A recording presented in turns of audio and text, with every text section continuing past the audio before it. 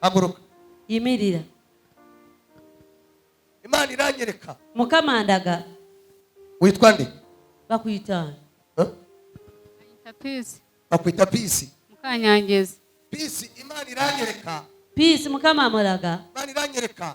Mukama amulaga. Harakana karwaye. Nga wali wakana akarwadde. Ariko akakana nkareba barasana bagahonze.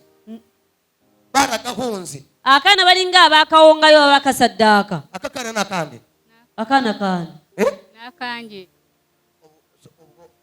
Nanu ngumva kana mu microphone.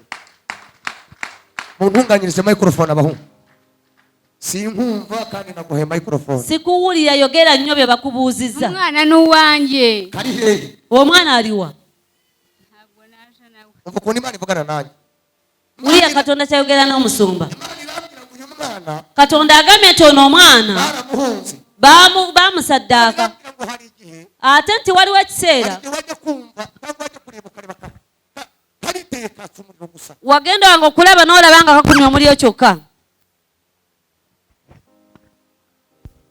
Wajja kureba ukareba katse umuriro gusa. N'olaba nga kakumya omuliro kyokka. Utazi aho umuriro uvuye. Nga tomanyi muliro gye guvudde. Ukareba katse umuriro. N'olaba nga kaasa omuliro. Kakakubwira ngo karababara umutwe. Ne bakugamba omutwe karababara ngo karababara munda. Ate ne kugamba olubuto. Bimeze bite? Biri bitya. Niko bimeze. Imana iravugana nanjye. Mukama yogera nanjye. Irambwira ngo nkubwire ngo akakana baragahonze. Angambye ati akana ko bakasaddaaka. Baragahonze. Bakasaddaaka. Imana irambwira. Mukama ngamba. Ngo fata amasengesho y'iminsi 3. Oyingire mu kusaba kw'ennaku 3. Ahubwo ndio ndakureba nko mu idini. Naawe nkulaba mu eddiini.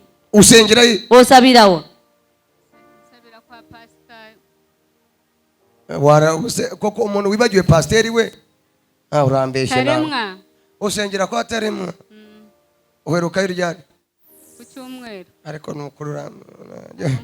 Umukuru Imana ivugana nanjye. Uriya Katonda yogera ngo gakorera amasengesho y'iminsi 3. Tikora kusaba kw'ennaku 3. Gakorera amasengesho y'iminsi 3. Yingira mu kusaba kw'ennaku 3. Imana irambwira ngo ibitambo bagatambiye Imana igiye kubikura. Mukama ngame sadaka zabakawerayo Mukama agenda kujyaho. Ibitambo bagatambiye Imana igiye kubikuraho. Sadaka zabakawerayo Mukama agenda zijyaho. Satani akarwanyaga cyane. Satani abadde akalwanyisa nnyo. Ariko Imana igiye kugahereza ubuzima. Naye Mukama agenda kawo obulamu. Imana igiye kugahereza ubuzima. Mukama agenda kawo obulamu.